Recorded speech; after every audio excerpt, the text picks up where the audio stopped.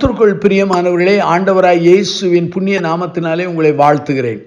2 ராஜாக்களின் புஸ்தகம் 4ஆம் அதிகாரம் 1-7 வாக்கியங்களை கவனமாய் வாசித்து பாருங்கள். இங்கே ஒரு விதவையை குறித்து வேதாமத்திலே பதிவு செய்யப்பட்டிருக்கிறது. இவள் ஒரு தீர்க்கதரிசி புத்திரருடைய மனைவியாய் இருந்தாள்.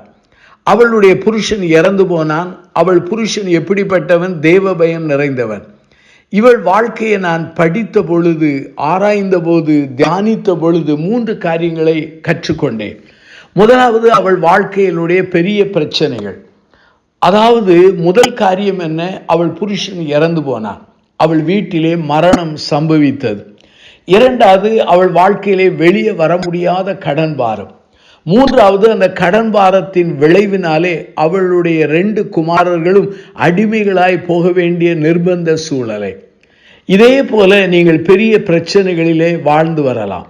ஒருவேளை உங்களுக்கு பிரியமானவர்களை இழக்க கொடுத்திருக்கலாம். வெளியே வர முடியாத கடன் பாரத்திலே சிக்கி கொண்டிருக்கலாம்.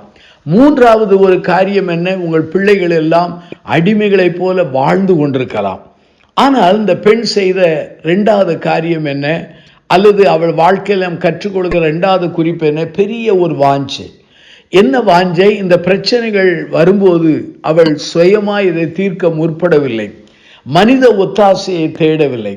தேவ மனிதனிடத்தில் சென்றால் தீர்க்கனிடத்தில் சென்றாள்.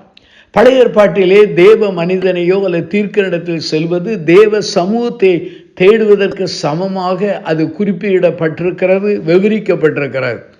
ஆகவே தேவ சமூகத்துக்கு சென்றார். அருமையானவர்களே, நம்முடைய பிரச்சனைகள் தீர்வதற்கு ஒரே ஒரு வழி, ஆண்டவராய் இயேசுவின் சமூகத்துக்கு செல்வதுதான் ஒரே வழி.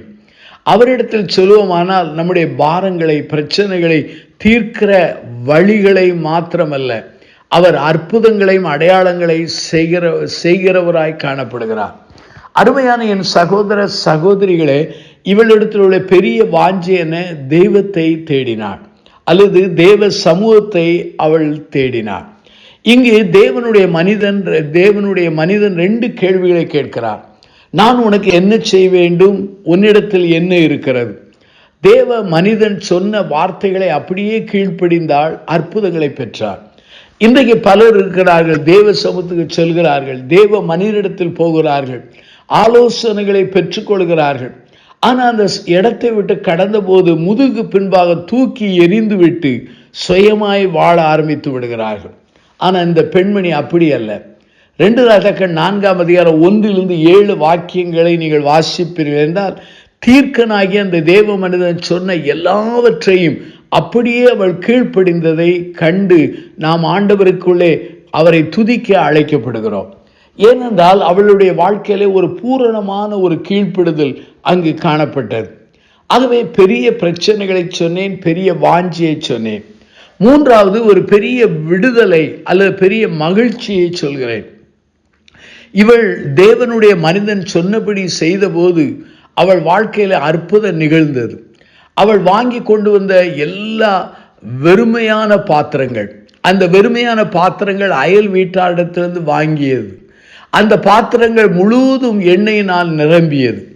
வேறு பாத்திரம் இல்லை என்று சொல்லப்பட்ட போது அந்த எண்ணெய் வடிவதும் நின்று போய்விட்டது.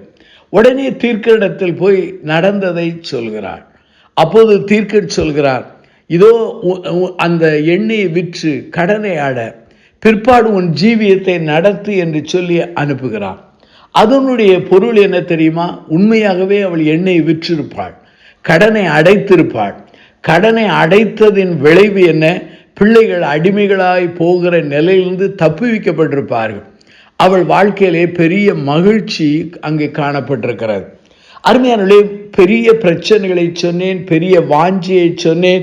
மூன்றாவதாக அங்கு சொல்லப்படுகிறது பெரிய மகிழ்ச்சியை சொன்னேன். ஆண்டவரிடத்திலே வருகிறவர்களை ஆண்டவர் வெறுமையாய் விடுவதில்லை.